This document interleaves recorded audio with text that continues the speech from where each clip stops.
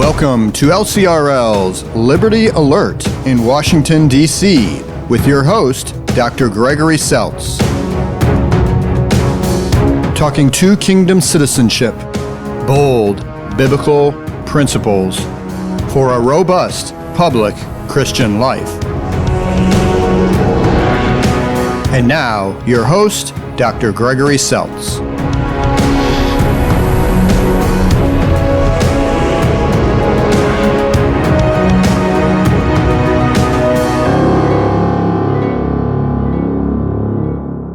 Hello, my name is Dr. Greg Seltz, and this is every week our Liberty Alert.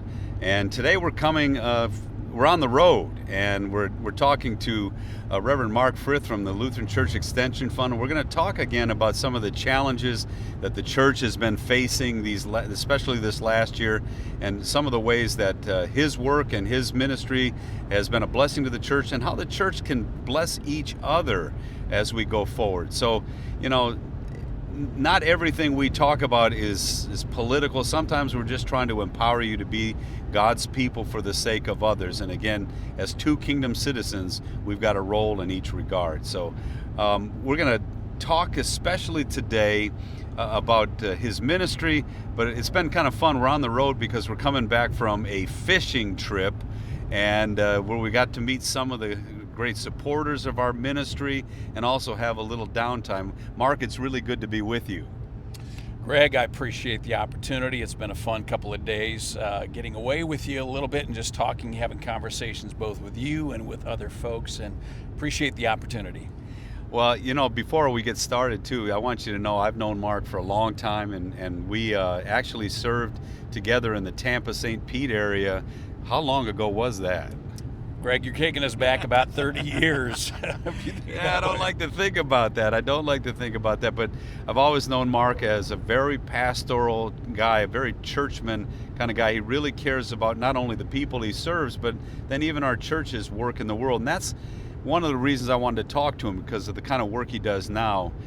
This last year, I really struggled with the fact of what the pandemic did to us. It was a time where the church was almost declared a secondary institution, and we sowed a lot of fear in our culture, and it was really hard in my work to work with the church and the government, because there was so much fear and trepidation that it almost seemed to cause things to stand still.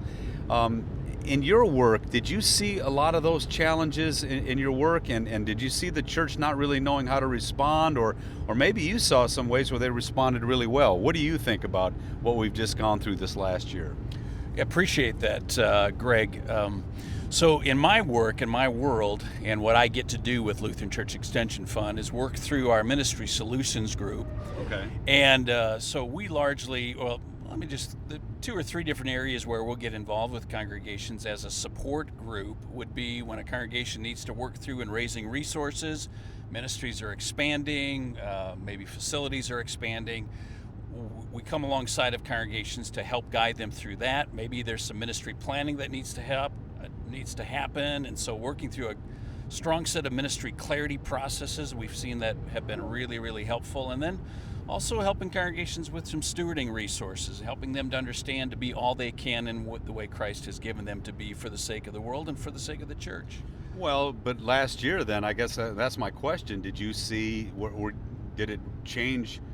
I mean, did you have opportunity to keep doing that, or did it seem like the church was almost caused to stand still for a time? Well, you're absolutely right about that, and we were coming into a very strong year right before.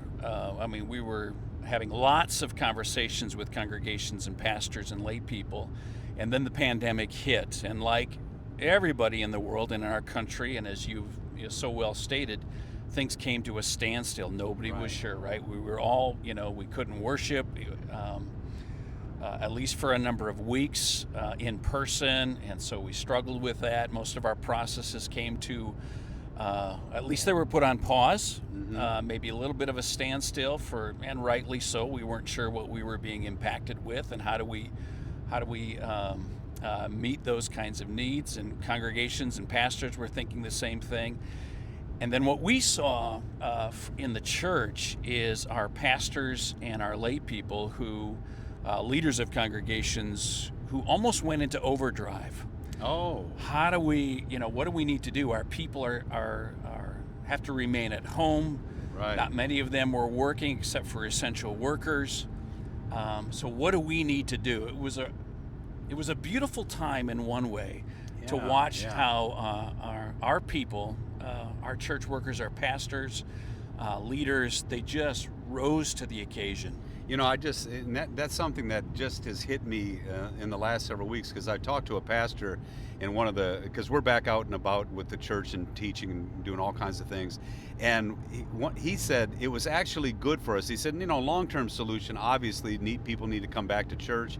He said, but it pushed us out into the community through digital stuff in ways we weren't really ready to do, but we had to, for our survival, if you want to use those terms. And he said it's actually, they've got a bigger footprint now in their neighborhood because of it, and people, of course, do want to come back to church. So as long as they don't totally go online, as long as they use both properly, he said it's been a real blessing in that regard to us. And I never thought that was going to happen, that the pandemic might have a real blessing just because of being shut down. And in some cases, you're right. I think it's actually helped God's people to do a better job of getting out of the building. Yeah, wasn't it fascinating? We've probably seen this in some moments of the course of church history, but to see many churches, our Lutherans included, who rose to that occasion and embraced some technology for the sake of the gospel and for the sake of keeping people connected to Christ and His Word. All the way from iPhones and Android phones being held in the chancel to all of a sudden these congregations, digital cameras, they adopted those. It was kind of amazing. But you're right, now we're in that transition where congregational in-person worship is coming back now, stronger, but still helping congregations and God's people understand that you can't always sit on the couch and watch it from your computer or from your Roku TV. There is something to be said for coming together as God's people in the flesh. Right, because worship and being church is a contact sport, so there's a certain amount of this that you're right, you're not a spectator. There's been some great opportunities for us to be in worship through digital stuff, but now that we get back together, in fact, like I said, we're on this fishing trip, and this fishing trip has been people who supported our LCRL ministry, supported the Lutheran Hour back in the day, and it's been going on for now 54 years, and it's face-to-face stuff. And that face-to-face stuff, it is a commitment, and it does have, there's effort to get there, In fact, some people travel as far as Alaska to come here. Some travel as far as, southern Texas and Florida. But, seeing each other face-to-face, you ultimately can't replace that. Now, you were saying something about the pastors, how in some sense they went into overdrive. But did that overwhelm them a little bit too, or no? I think some pastors could definitely say that. I know that our clergy are really, really tired right now. Okay. Because many of them haven't slowed down. But God's people have been faithful to them also. From our angle, whereas, in supporting the church and walking alongside, a big part of our ministry is also financial services. In terms of assisting congregations with loans and investment opportunities, and investing into the kingdom and one another, let alone our ministry solutions opportunities. But God's people have been really faithful, and many a congregation where pastors are reporting to us that they're as strong financially as they've been in years. And don't you work with them too in terms of planning, so that there's a healthy kind of web of ministry and web of things, so that the pastor really isn't overwhelmed by this? Now, obviously, in a pandemic situation, it might come back to his desk where he's got to do stuff he's never done before. But now moving forward, it's getting back to spreading the ministry around and the leadership kind of challenges around and those things, as every healthy ministry does. Do you participate in kind of helping them work through that kind of thing in their planning, or is that maybe more than what LCF would do? No, we do get to do that, and thank you for sharing that, with the church and with the world. We look for opportunities where we can come alongside of people, not for our sake, but for theirs. You know what it's like being a parish pastor and being involved in ministry. It's oftentimes helpful to have another person come alongside and simply help guide you and help you to ask really good questions and wrestle for really good answers to your questions. We don't come as experts to the church. We come as people that will help you wrestle with where God has got you at this particular time and where He's leading you to be, with our central focus for the church, which has always been, the Lord is always leading His church. Yeah, I love what you just said there, because even in my work, and I've told people that there's a pastoral component to my work, because even during the pandemic last year, we were fighting for religious liberty. We were saying to the church, hey, we cannot let our church be classified as a secondary institution. And so we were writing senators and congressmen. We were defending the church as an essential organization, pastors as essential workers, all those different things. But then we started to realize that puts a unique pressure on the pastoral ministry and on the church too in the middle of a crisis. And so we weren't saying there was a one-size-fits-all pastoral application of that truth. And we ran into pastors who were saying, they're getting pressured from this side because people are too afraid. They're getting pressured from this side because people are saying we should just run in there and be free to do what we want. And they were in the middle of all that. So first of all, the reason I wanted to talk to Mark today is he deals with the church now like I do. We try to do right by these things, but we realize pastoral application and also camaraderie and all those different kind of things are important. And I wanted you to hear from another agency in our church that actually cares about you and can be a good resource to you, just like the LCRL. We're trying to be a good left-hand kingdom resource for you, but we know how hard it is to still pastorally apply these things in the work that you guys are doing out there. So again, back to some of the things that you've seen. Now, so we dealt with the fear that was out there. It really shut us down early on because we didn't know if this thing really was the plague back in the day. Now we know that it's not that, even though it's been so punitive. We're coming out of it now. And people are actually saying, man, we just got to get back to living our lives, because there are risks in life no matter what. So how do you now, when you're working through these things with pastors, I know you're back out there talking to pastors and churches, and you're kind of asking those questions, coming alongside them, trying to help them clarify their vision. What are some of the things you're seeing out there, some of the good things, some of the challenges maybe, and how are we doing as a church and now moving forward into this? One of the encouraging things would be, because of the technology, the voice of the church and the voice of our many of our congregations at least, now have the opportunity that not only they're proclaiming the word on Sunday mornings to their own people, but many other folks in their community and beyond are also suddenly hearing that voice, the voice of Christ and God's people who are doing life together and listening into what are those acts of mercy work that the church needs to be involved with, wants to be involved with. And I think other people have the opportunity to see the church in a way that maybe they haven't, in a way, just given our social constructs and who we've been and the like. So that itself is encouraging, and seeing and hearing of people doing that. In fact, I'll tell you this, I ran across this even in my own life when we were with a group of friends. And on one Sunday morning when we were together, this was one of those times when we were starting to come out, we were visiting. And so we had 3 different families together, and we watched 3 different services on Sunday morning. You're right. Kind of sharing with that. And the one person shared saying, my husband had never come to church with me, maybe Christmas, maybe Easter. And since the pandemic, with the gift of being online, my husband now makes sure that the TV is open and he actually starts the service. Is that right? I was just thinking about that too, because I'm on the road a lot now, and I'm starting to teach churches how to put their temporal liberties to work for the sake of the eternal liberties of Christ, kind of thing. but that means I'm again gone from my family in ways that I miss my wife, and she doesn't always get to travel with me. Well, I was at church in Kettering, Ohio. Good to be still with you guys in Emmanuel, and they have a really great system now with 2 digital cameras and things like that. And I realized Yvette and Devitt, they can be in church with me. And I forgot it, and I thought, what? So I quickly texted him. It was like 7:30 in the morning. I quickly texted him, said, hey, if you want to go to church, before you go to church, I'll be on and we can worship together. And my wife said that the camera work was so good that it was like she could reach out and touch me, because it was like I was really there. It was that good. The imaging was that good.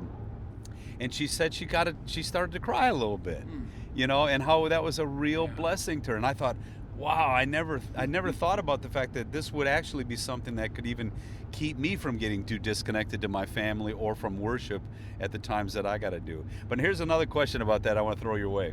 The one thing that they found out about education is that parents could actually listen in to the classroom that was going on in a lot of the public schools, and they were starting to hear curriculum that they didn't appreciate. And in fact, I was reading a book about education that said, and they weren't pleased about this because they didn't want the parents to really know all the things that they were teaching, and they couldn't help it. It was a big thing because there's some curricular issues with critical race theory. There's some curricular issues about stuff that's going on even in the grade schools and stuff that parents really didn't know were being woven into the curriculum. Even the 1619 versus the 1776 version of history, these challenges, a lot of the parents are not kind of privy to these kinds of things, and until they can, now they're sitting in with their kids in some of these classrooms, and a lot of they caught some teachers on tape saying, we can't, this is dangerous, this is not good. Actually, it should be something where they're free and open about everything they teach, that. But I guess I'm flipping it around back to the church to say, hey folks, now that you got the cameras on you, and now that you're actually being beamed to the nation, again, it behooves us to really do it, to really be excellent in how we present ourselves, and because then it's not just 200 people watching now. It could be, people from all over the country, which is a great thing. It is a great thing. We have our message is not ever the problem. Sometimes I do worry about how prepared I am to deliver that message, But, think about it now. What an opportunity. But remember, just like those educators learned, everybody's looking in. And of course, to us, that's a great thing. Well, but not to be bashful about proclaiming the gospel in the midst. You have the opportunity, but just realize the world is looking in and listening. Yeah. This is your great opportunity. And so think that through, and what does that mean? But so, even more important for your work with the center and what that means to help equip the church for that kind of dialogue, to really understand what is the opportunity. So, Greg, what do you think is, your seminal point that you need to be making in this day, given where we're at today? Well, I can tell you, one of the problems I've always had is that people think that somehow the gospel is only for Christians. And remember, there was a time when we weren't Christians either. The gospel's for all people. And also God's ordering of the world. I think that's where I think the church is getting skittish. I do think the church is somehow, the 10 Commandments says no. I mean, it's God's no, but it's because he loves us. It's like a good parent also says yes and no to their children because they love them. Well, the world's basically saying there are no no's in life. And if you say any kind of no, especially a moral or theological no, well, that's now being looked upon in a very derogatory way. Well, the church needs to learn that we're God's mouthpieces of his yes and his no for the sake of our neighbor. And so when you start beaming your message out there, you're going to find out real quickly when the neighbor listens, they're starting to hear that message, but make sure that they understand you're saying it for them. So work really hard on talking about God's word as his word of yes and no for the sake of all people. And I think then let the chips fall where they may. But as one who has been on the radio, I used to be the Lutheran speaker, I remember thinking, how is how are the people in California going to hear this message? How are the people in New York going to hear this message? Right. How are the people in St. Louis going to hear this message? Then, how are the people of this particular ethnicity going to hear this message, or that particular ethnicity? Not that they couldn't hear it. It's just that, there's certain ways of saying the same thing that gets through. And when you're speaking to the whole nation, it makes it a little bit tougher to do. But just know this. Just be sensitive to the fact that the world is listening in now, and that's a good thing. But then put your best foot forward. And in that way, I think that's how you help people, because you start saying, look, what do you folks want to do here? What are your skill sets here? How can we help you? And then you can, do we need a bigger building for that? Do we need a ministry plan for that? How do we want to do this? Are we utilizing all our skills and abilities and stewardship? I mean, that's what you do with people, but that's because you're saying this stuff, even though the message is something we have and we rejoice in, it moves us out towards the people God, gives us to love. And so that's why I love your ministry. So maybe you talk about what is the one thing or the two things that you've learned about how your work now is blessing people to get through this pandemic.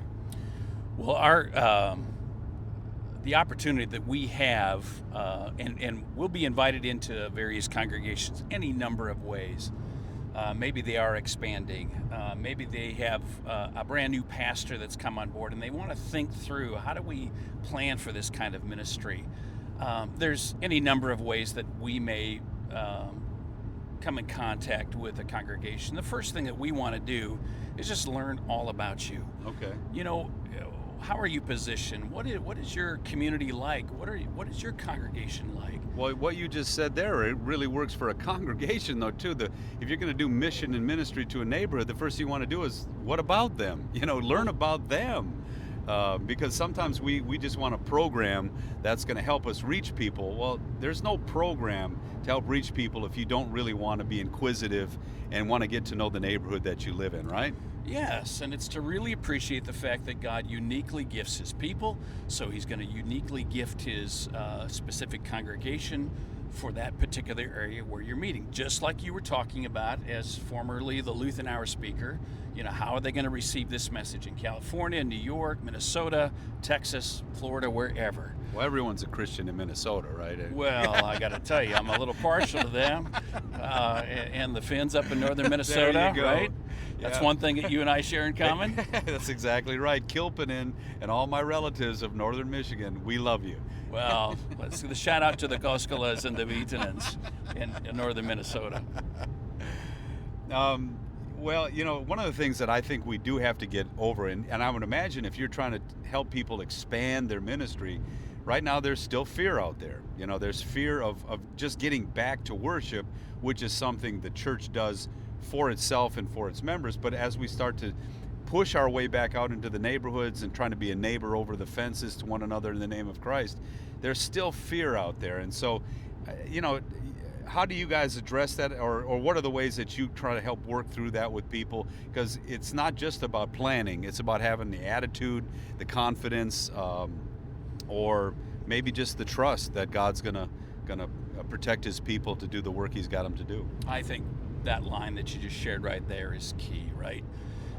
Maybe it's been through the pandemic, we've been afraid about a virus and what it can do, and it has been devastating in places and among people, and some of our families have been impacted by that. And yet, we are a people who are given to be fearless, and because of who Christ is for us, what is it that we really stand to lose, this side of eternity? Because eternity is ours for the sake of Christ Jesus. And I love that. I'm going to use a militaristic example here, but I don't mean it militaristically for the church. But they always say what makes a good soldier is the one who realizes that death is not the issue anymore. He's resolved himself to thinking that could happen. And so once he's not afraid of death, he becomes a different kind of soldier. He fights more. He has a clarity of focus. And so it's kind of the same thing. Christians actually become empowered people when they number their days. and they realize that God is in control and that even death is just a stepping into life. It's not that we're resigning ourselves to this. We're actually saying we're going to start living eternal lives right now. And so I love what you just said, that we're not going to be afraid of this. We're not going to be foolish. We're going to use our God-given common sense. We're going to use good science and things like that. But we're never going to shut down from living life. One of the things that we do is, we fight for the church's First Amendment rights and its liberties. And what I always say is, if I did my job really, really, really well, all I did was protected your public space. You still got to fill that public space with ministry and reach out in the name of Jesus, because our work is just protecting your right to do that work. But know this, when we were fighting for your religious liberty freedoms last year with the pandemic, it's because I used this example. I said, if my mom or dad or my brothers or my friends that I really loved were in the hospital and suddenly the doctor said COVID's got them, they're not going to make it, I didn't want the last voice of my loved ones to be some doctor who's a secular doctor saying we can't do anything for them. Right. I wanted to say, well, Doc, essential as you are, we have something else to say. Yes. And if you're gonna mask me up and robe me up, that's fine. But it's my choice to be in here because I want them to hear of the good news of the gospel. I want to read Psalm 23. I want to pray the Lord's Prayer, and I might actually pray all that until they see Jesus face to face in that hospital room. And that's what we were fighting for last year. And I knew that once we did our job, pastors still had to be courageous to go into the hospitals or visit people in their homes, and sometimes people were too scared to have them come. We get all that, folks. Be merciful and kind to each other, but let's never live in fear as a church. Let's never let that be the overriding thing that dominates us, right? Be the church. Be the church. Well, Mark, I love what you do. Lutheran Church Extension Fund. I mean, if people wanted to get a hold of you, I don't know, do you want to throw it out there? Absolutely. Okay, go right ahead. So, the easiest way is just go to LCEF.org. Very usable website, and you can find any number of resources. You can get a hold of our group too if you need to, right through that website, LCEF.org. Well, it's been a pleasure again. It's been fun to be on this trip with you and to kind of rekindle some time together, but it's also, I have tremendous respect for the work you do. I loved when we worked together at Lutheran Hour. I love what you're doing at LCEF, and God bless LCEF. They've been a real support to my work. And folks, I just wanted you to know about it. I wanted you to hear how things are going out there with the church so that you wouldn't be afraid yourself. And of course, our work at LCRL, you can find out about that at lcrlfreedom.org. That's lcrlfreedom.org. So again, great to be with you today. Mark, it's been great to be with you. Thank you, Greg. Appreciate the opportunity to visit with you today. All right, folks, till we see each other again next week, be wise as serpents and harmless as doves until you see Jesus face to face. God richly bless you. Have a great day.